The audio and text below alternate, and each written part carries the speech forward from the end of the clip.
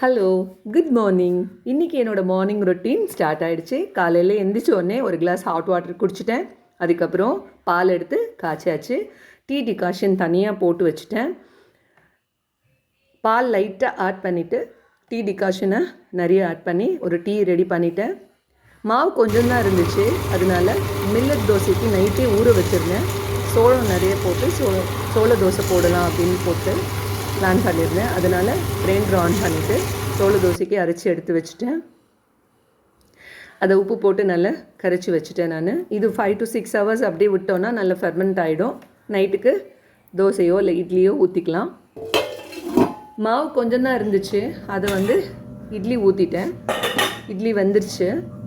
So இதை எடுத்து நான் வேறு பாத்திரத்தில் ஷிஃப்ட் பண்ணிட்டேன்.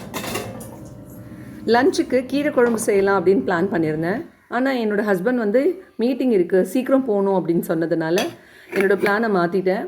அவசரமாக என்ன பண்ணேன்னா, வெங்காயம் தக்காளி கட் பண்ணி வச்சுட்டு ஒரு தக்காளி சாதம் ரெடி பண்ணலாம் அப்படின்னு சொல்லிட்டு தாளித்து விட்டேன்.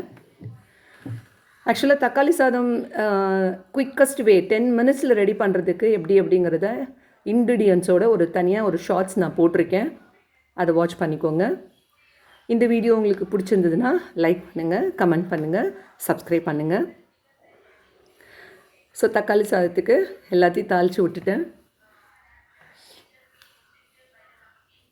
இந்த மீன் டைம் இட்லிக்கு சட்னி அரைக்கலான்னு தேங்காய் எடுத்து வச்சுட்டு சட்னி அரைக்க ரெடி பண்ணேன். ஆனால் அவர் என்ன பண்ணிட்டாரு, சட்னி வேண்டாம், எனக்கு பொடி இட்லியாக கொடுத்துரு அப்படின்னு சொல்லிட்டாரு. அதனால் சாதத்தை தாளித்து விட்டுட்டு பொடி இட்லி ரெடி பண்ணிட்டேன்.